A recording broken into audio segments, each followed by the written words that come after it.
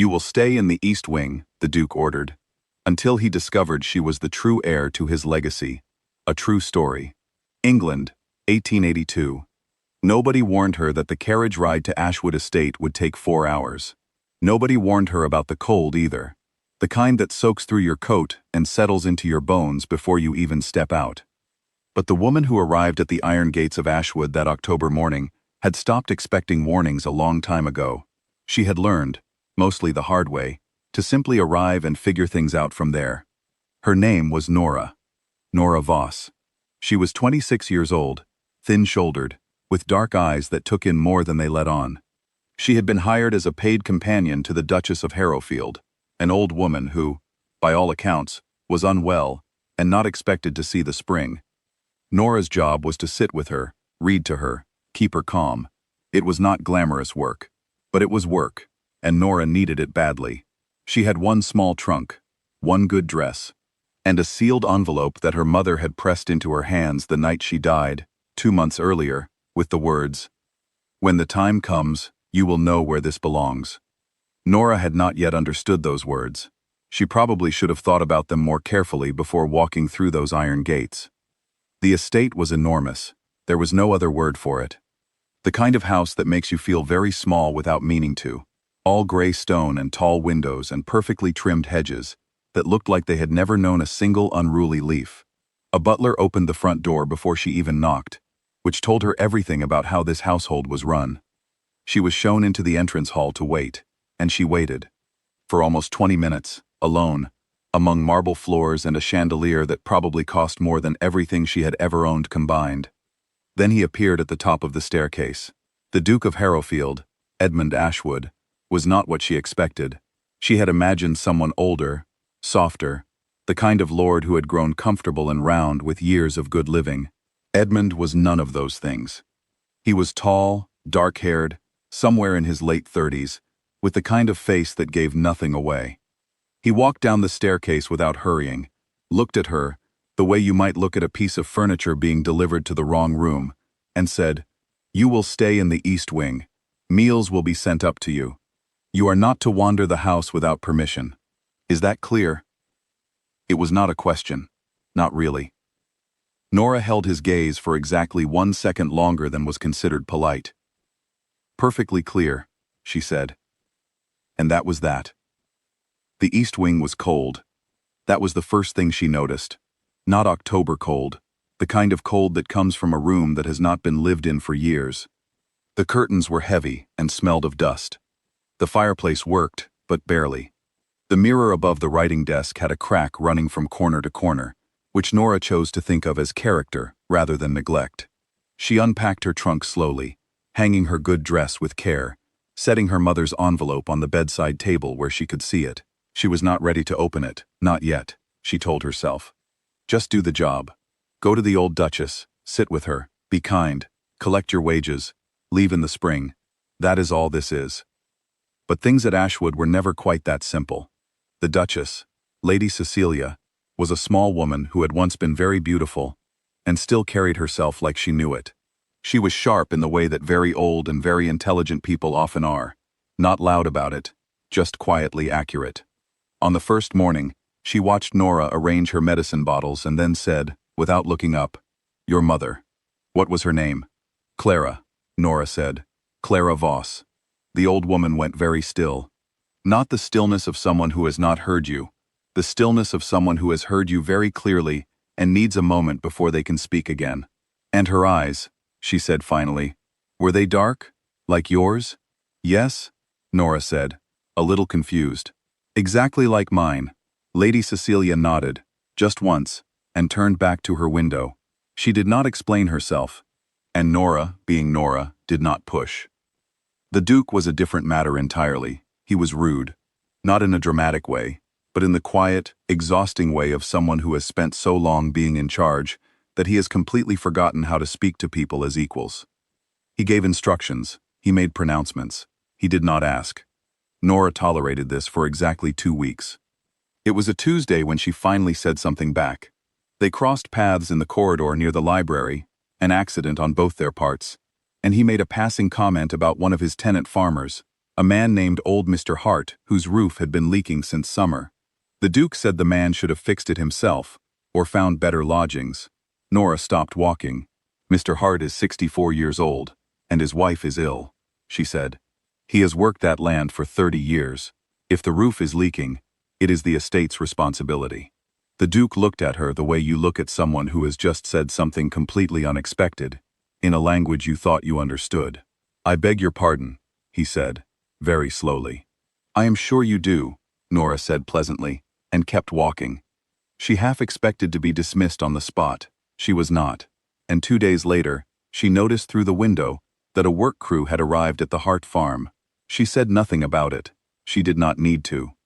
It was around this time that she found the portrait. She had been exploring the East Wing.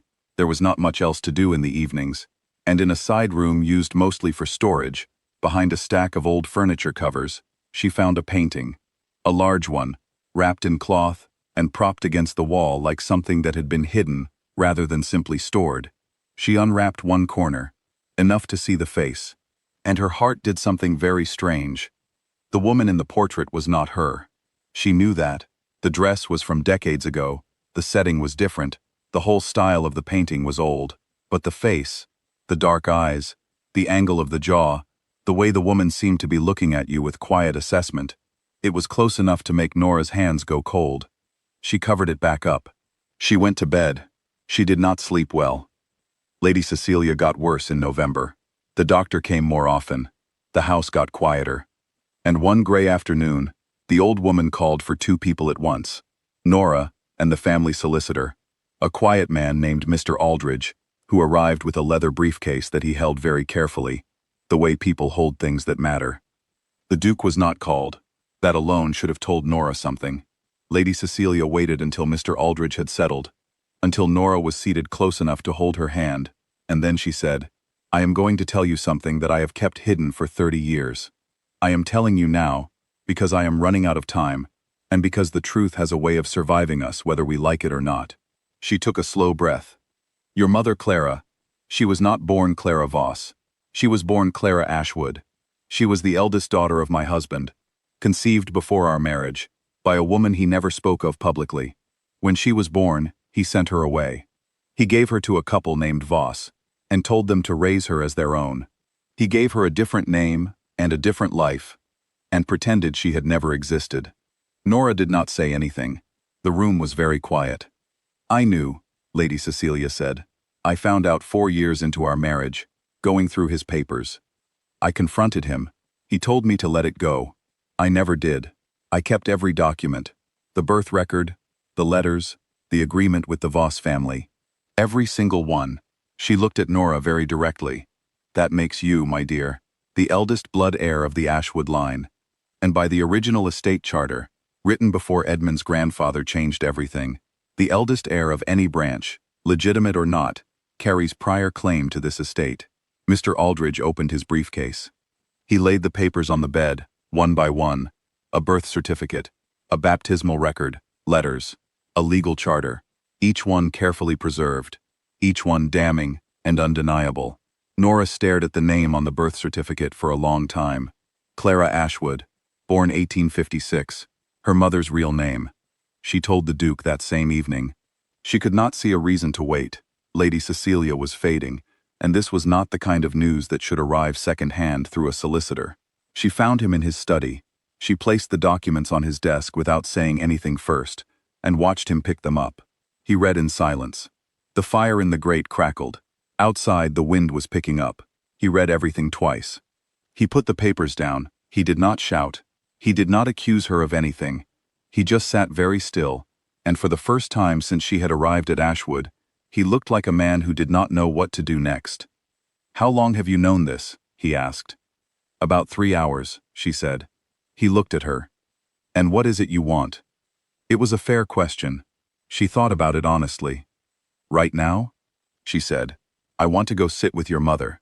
She is frightened, and she is dying, and she has been carrying this secret for 30 years. That is what I want." She left him there among the papers. The trouble, when it came, arrived in the shape of a man named Lord Fenwick, a distant cousin of Edmund's, who had always assumed the estate would eventually come to him. Someone in the household had talked. Fenwick arrived 3 days later in a fury, calling Nora a fraud, a schemer, demanding the documents be declared forgeries. Nora was already packing her bag. She was not going to stand in the middle of a family war over a house she had never even wanted. It was not worth it. She was in the entrance hall, trunk at her feet, when Edmund came down the stairs. He looked at her bag. He looked at her face. Then he turned to Lord Fenwick and said, in the calm, iron voice she had heard him use exactly once before, the morning she arrived, "You will not speak to her. You will leave this house. And if you take this to any court in England, I will make sure every record of what my father did becomes public knowledge. Every document, every name. Do I make myself clear?" Fenwick left. The entrance hall was very quiet. Edmund turned to Nora. "I owe you an apology," he said. "Several, I think. Starting with the first words I ever said to you." She looked at him for a moment. "You will stay in the East Wing?" she said. He had the grace to look uncomfortable. "Yes, that." She considered him. He was still not easy to like, probably never would be, but there was something different in him now, something that had cracked open a little, in the way that very proud things sometimes do when the truth gets heavy enough. "I am not here to take your house," she said. "That was never what this was." "I know," he said. "I know that now." Lady Cecilia died the following week, on a Tuesday morning, with Nora sitting beside her and Edmund standing at the window. She went quietly, which was what she had hoped for. In the days that followed, Edmund had the documents formally verified by his own lawyers. Every record checked out. The birth certificate was real. The charter was real. Everything Lady Cecilia had kept hidden in a box at the back of her wardrobe for 30 years was exactly what it appeared to be. Nora was recognized as a blood member of the Ashwood line. She was offered the main house. She chose to stay in the East Wing, but only after Edmund had it properly heated, the curtains replaced, and the cracked mirror fixed. She did not take the title. She did not fight for the estate. What she did take was her rightful place at the table. Literally. At the family dining table, where she had her first proper meal at Ashwood, nearly 2 months after arriving. The portrait she had found in storage was cleaned and rehung. It was, of course, a painting of Clara Ashwood, Nora's grandmother on her mother's side, the woman whose existence had been buried for decades until a sealed letter and a dying old woman's courage brought everything back to the surface. Edmund walked with her through the East Wing once.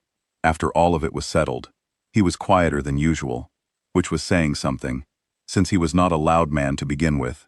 "I want to restore this wing properly," he said, looking at the high ceilings, the tall windows, the rooms that had been empty for so long.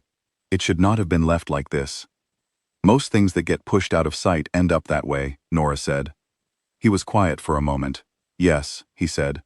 "I am beginning to understand that." That is where this story ends. Not with a grand ceremony, or a legal battle, or a dramatic rewriting of history. Just two people standing in a cold wing of an old house, both of them learning, slowly, honestly, what it means to carry a name that belongs to you, even when nobody told you it did. Nora had come to Ashwood with a trunk, a dress, and a letter she did not fully understand. She left, or rather, did not leave, with something no sealed envelope could have prepared her for. The truth about where she came from, and the quiet, stubborn courage to stay. End of story.